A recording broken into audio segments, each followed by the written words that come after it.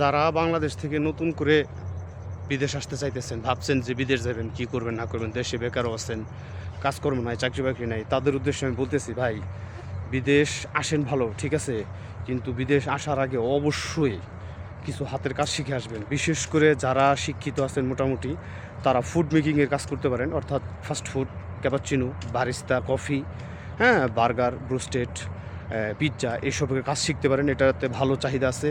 আর যারা একটু বেশি পরিশ্রম করতে পারেন তারা অবশ্যই কনস্ট্রাকশনের কাজ, ইলেকট্রিক্যাল কাজ, ঠিক আছে, পেইন্টিংয়ের কাজ, এসি টেকনিশিয়ানের কাজ, এসব কাজ শিখে আসবেন, তাহলে ভালো কিছু করতে পারবেন। এছাড়া যদি বিদেশ আসেন ভাই, তাইলে মনে করেন যে আপনার কপালে দুর্গতি আছে, কষ্ট করতে করতে জীবন শেষ হবো, ভালো বেতন তো পাইবেনই না, দেখবেন যে আপনার জীবন একদম শেষ। কাজ করতে করতে দেখবেন যে পরিশ্রম করতে কুলায় পারবেন না, বেতনও পাবেন না ঠিক মতো ভালো, সবাই আপনার সামনে ভালো ভালো বেতন নিবে আর আপনি আফসোস করবেন। তাই আসেন বিদেশ, সবার জন্য দোয়ার এলো, কিন্তু ভাই অবশ্যই ভালো কোনো হাতের কাজ শিখে তারপর আসবেন। কাজ না শিখে বিদেশ আসলে কিন্তু ভাই বিপদে পড়বেন, ঠিক আছে? কাজ শিখে বিদেশ আসেন, ভালো বেতন পাইবেন, ভালো থাকবেন, ভালো কোম্পানি পাইবেন।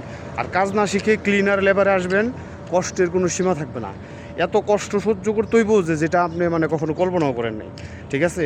তো আমার অনুরোধ, যারাই আসতে চান আলহামদুলিল্লাহ সবার জন্য শুভকামনা রইল। আমি চাই বাংলাদেশ বেকার মুক্ত হোক, বাংলাদেশের মানুষ কাজকর্ম করে খাক, প্রত্যেকটা ফ্যামিলি ভালো থাকুক, তারা সচ্ছলভাবে চলাফেরা করুক, দোয়া রইল সবার জন্য, ঠিক আছে?